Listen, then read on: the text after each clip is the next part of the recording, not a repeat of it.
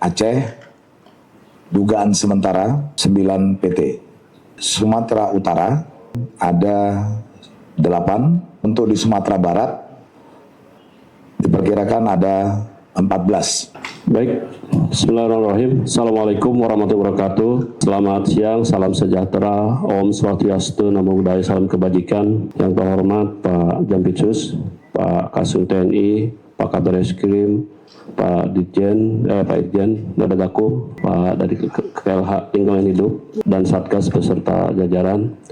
Rekan media saya hormati, pada hari ini baru saja telah dilaksanakan rapat koordinasi pembahasan hasil investigasi tim Satgas PKH terkait bencana di Provinsi Aceh, Provinsi Sumatera Utara, dan Provinsi Sumatera Barat. Dan pada kesempatan ini telah hadir di rapat tadi dipimpin oleh Pak Menhan, dihadiri oleh Jaksa Agung, Pak dari Menteri Kehutanan, dan juga perwakilan lingkungan hidup juga dari BPKP juga, dan Satgas PKH. Dan hadir pada hari ini di depan teman-teman Pak Jampitsus beserta Pak Kasum dan Pak Kabar Eskrim untuk memberikan hasil dari rapat koordinasi. Waktu dan tempat kami persilakan. Terima kasih.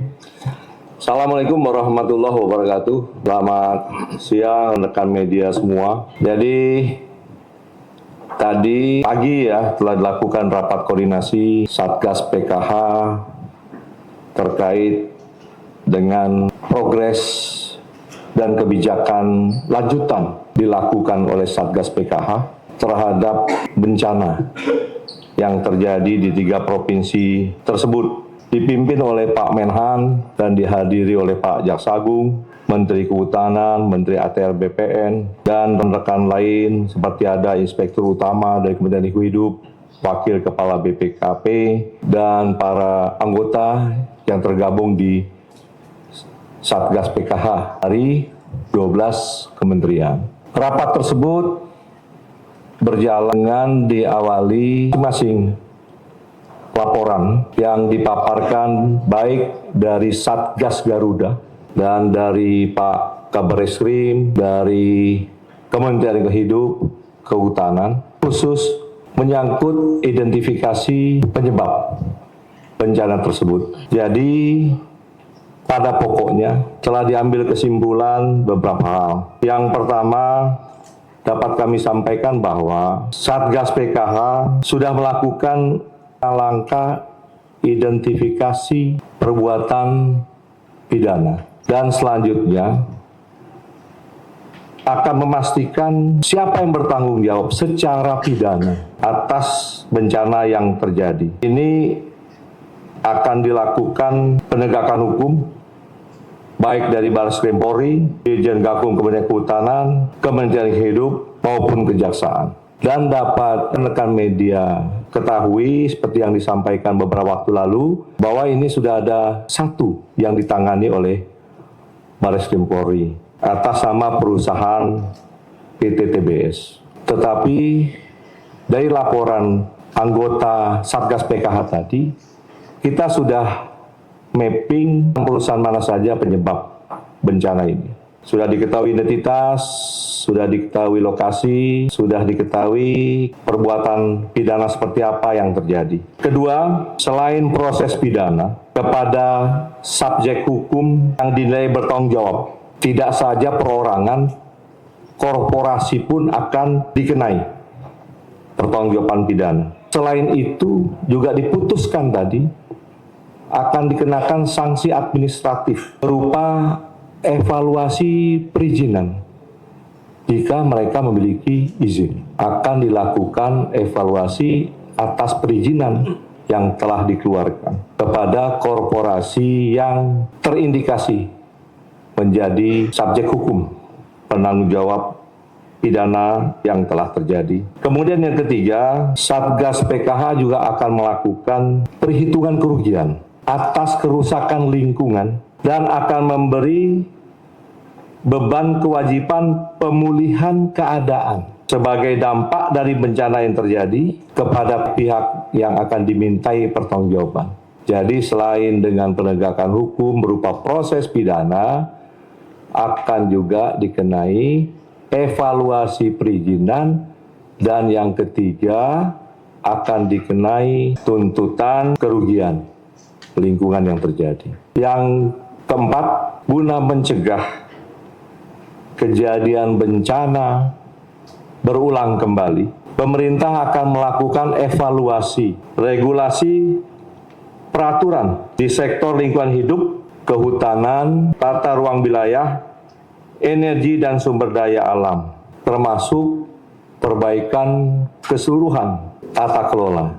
Sehingga keberadaan Satgas PKH memang di Perpesnya memang untuk penertiban kawasan hutan, ini akan kita optimalkan dengan secepat mungkin, melakukan perbaikan juga tata kelola selain dengan proses penindakan secara pidana. Dengan harapan apabila regulasi dan tata kelola diperbaiki, ini mudah-mudahan tidak akan berulang kembali seperti bencana yang kita saksikan. Saya rasa demikian rekan media apa yang menjadi keputusan rapat koordinasi tadi. Dan untuk pertanyaan di sini ada Pak Kabar Eskrim yang melakukan penyidikan, dan ada Pak Kasum yang membawahi Satgas Garuda, ada juga dari Kementerian Lingkungan Hidup, Kementerian Kehutanan. Silahkan ditanya apa saja, kami akan jawab. Kami kembalikan. Izin Pak, saya Roy dari Berita 1. Mau tanya Pak Kabar Eskrim, ini terkait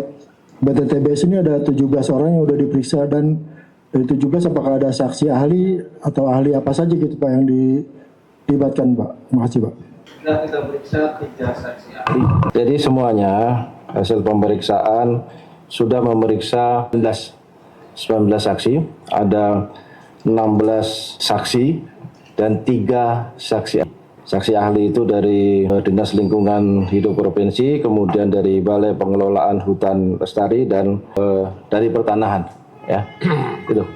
Dan sekarang masih tetap berlanjut pemeriksaan. Ya. Baik, ada lagi? Terima kasih Pak. Saya Ade dari Tempo. Mau menegaskan Pak, itu tadi proses penindakan ini berarti masih penyelidikan atau sudah penyidikan yang di Satgas PKH itu Pak. Terus kemudian fokus terhadap perusahaan yang akan ditindak ini yang seperti apa sih Pak? Apakah yang memang ilegal miningnya atau ada perusahaan yang terdaftar gitu? Dan seperti kita tahu kan ada beberapa perusahaan yang sudah menutup, kayak Tobacco Lestari juga sudah menutup operasionalnya. Apakah itu juga akan menjadi sasaran penyelidikan ini juga gitu? Mungkin itu aja dulu. Terima kasih Pak. Silakan Pak. Kalau masih ada lagi, biar sekaligus. Silakan. Izin Pak, saya Jonathan dari Kumparan. Mau tanya, untuk tadi kan Pak Jampitsus bilang udah ada perusahaan yang teridentifikasi melakukan pelanggaran ya Pak. Ini mungkin bisa diungkapkan inisial perusahaannya, atau kalau belum ada berapa sih Pak perusahaan yang diduga melakukan pelanggaran ini totalnya? Sama dugaan pelanggarannya mengarah ke mana sih mereka ini? Terima kasih. Silakan Pak. Langsung. Cukup ya? Ada lagi? Oh, ya silakan dari. Ya Pak, saya James dari validnews.id. Bapak izin mau menanyakan terkait bencana yang sudah terjadi. Itu kan tadi Bapak menyebutkan bahwa Satgas sudah mengarah kepada sejumlah perusahaan gitu Pak ya. Artinya Bapak juga menegaskan bahwa ada pidana. Nah, saya mau menanyakan kepada kementerian, apakah perusahaan itu yang menjadi penyebab terjadinya pengurangan tutupan hutan di daerah Sumatera? Nah, sekarang bagaimana dengan pemerintah juga pernah sempat mengklaim bahwa deforestasi beberapa tahun terakhir itu, tapi tutupan hutan itu ternyata dengan datanya berkurang secara drastis. Nah, ini pemerintah bagaimana untuk mengantisipasi tutupan hutan itu berkurang dan deforestasi itu tetap lambat gitu Pak. Terima kasih. Tidak, satu lagi. Ya, silakan. Izin Bapak, saya Niko Anggriawan dari Kompas TV Pak. Izin mungkin boleh dirinci atau didetailkan terkait dengan perusahaan mana saja yang sudah ditargetkan dalam kasus ini Pak. Terima kasih. Pak, cukup ya. Jadi pertanyaan tadi itu hampir sama ya. Ini menyangkut perusahaan apa saja, kemudian bentuk apa perbuatannya, kan itu ya. Kemudian terkait juga apakah ini penyelidikan atau penyidikan. Jadi intinya adalah bahwa teman di bawah Satgas PKH ini sudah bergerak cepat. Seperti Bareskrim kan sudah naik ke penyidikan ini. Nah, seperti apa perbuatan yang disidik oleh Bareskrim? Ini kan terkait dari adanya tumpukan kayu ditelusuri dari mana, kemudian dilihat apakah ketika dalam proses penebangan ini ada pelanggaran terhadap undang-undang tertentu. Nah, ternyata ini ada, menyangkut undang-undang lingkungan hidup. Nah, kemudian juga dari Kementerian Lingkungan Hidup juga sudah ada. Nah, semua masing-masing anggota di bawah Satgas PKH ini sudah merespon cepat. Nah, ini semua tindakan yang telah dilakukan, tadi telah dilaporkan dengan teman-teman semua ke ketua tim pengarah yaitu Pak Menhan. Dari laporan tersebut termasuk dari operasi Satgas Garuda, kita ketahui yang pertama, memang ada beberapa perusahaan. Nah, seperti apa perusahaan yang terindikasi pidana? Ya. Satu, memiliki perizinan yang tidak benar. Ini akan kita tinjau. Apakah benar bisa timbul perizinan di kawasan hutan lindung? Kira seperti itu. Kemudian ada perbuatan juga ketika dia mengelola izin tersebut, entah proses penebangannya, ya. Kemudian juga dengan proses kerusakan dampak lingkungan hidupnya. Jadi ada beberapa jenis perbuatan yang dilakukan oleh perusahaan tersebut yang memang terindikasi kuat bahwa ini adalah proses pidana. Nah, dari beberapa perusahaan tersebut, dari beberapa perbuatan yang telah dilakukan, ini akan kita tindak lanjuti bersama. Kita akan mendorong teman-teman penyidik, terutama Bareskrim yang sudah mulai ini. Kita akan kumpulkan data ini semua, kita akan serahkan ke Bareskrim, dan apabila ini ada di lingkungan hidup, kita akan juga serahkan. Kemudian juga rekan PPNS di Kementerian Kehutanan. Atau apabila memang kebijakan yang dikeluarkan atas perizinan tersebut mengandung unsur tindak pidana korupsi, akan kita tindak. Nah, kira-kira proses perbuatan perusahaan tersebut seperti itu. Jadi kalau teman media tanyakan, ini perbuatan seperti apa, Pak? Nah, ini berbagai macam ini. Tapi karena Satgas PKH di dalamnya lengkap, ada 12 kementerian dan lembaga, sehingga memudahkan untuk berkoordinasi dan mempercepat agar masyarakat juga mengetahui bagaimana respon di Satgas PKH untuk mengetahui penyebab bencana yang terjadi dan memakan korban cukup banyak. Apa contohnya? Contohnya kita sudah melakukan penebangan di Mentawai, ditangkap di Gresik. Nah, karena dalam satu wadah Satgas, maka jaksa sudah sejak awal masuk. Sehingga berkas tersebut cepat. Sekarang sudah sampai ke sudah P21. Segera akan kita sidangkan. Nah, tadi juga sudah diperintahkan oleh Jaksa Agung, Direktur di Pidana Umum yang bertanggung jawab, segera berkoordinasi ke Bareskrim. Agar berkas tidak bolak-balik dan cepat diambil keputusan. Nah, seperti itulah cara kerja Satgas. Karena di dalamnya ini semua lengkap, sehingga lebih cepat berkoordinasi, lebih kompak, dan arahnya juga fokus terhadap penindakan prioritas. Ya. Mana prioritas perusahaan-perusahaan tersebut yang didahului. Nah, itu nanti indikator-indikatornya dari teman-teman penyidik seperti dari Bareskrim. Ini kenapa perusahaan ini didahului. Tetapi semua akan diidentifikasi, diverifikasi secara lengkap oleh Satgas PKH dan segera akan kita laporkan kepada Ketua Pengarah Pak Menhan dan lanjut ke Pak Presiden. Nah, kemudian kalau tadi ada pertanyaan, apakah perusahaan itu yang menjadi penyebab rusaknya tutupan kawasan hutan? Dibentuknya Satgas PKH memang untuk itu. Kenapa Satgas PKH waktu itu memprioritaskan masuk ke Tesonelo? Nah, kita tahu ini adalah kawasan hutan Taman Nasional, 81.000 luasnya, 81.000 hektar luasnya, tinggal 12.000, bahkan hutan primernya tinggal 6.500. Oleh karena itu, melalui media ini, kita minta dukungan masyarakat, terutama yang sekarang berada di kawasan Tesonelo, Taman Nasional Tesonelo, untuk bisa kita relokasi, karena tujuan kita untuk mengembalikan sesuai fungsinya.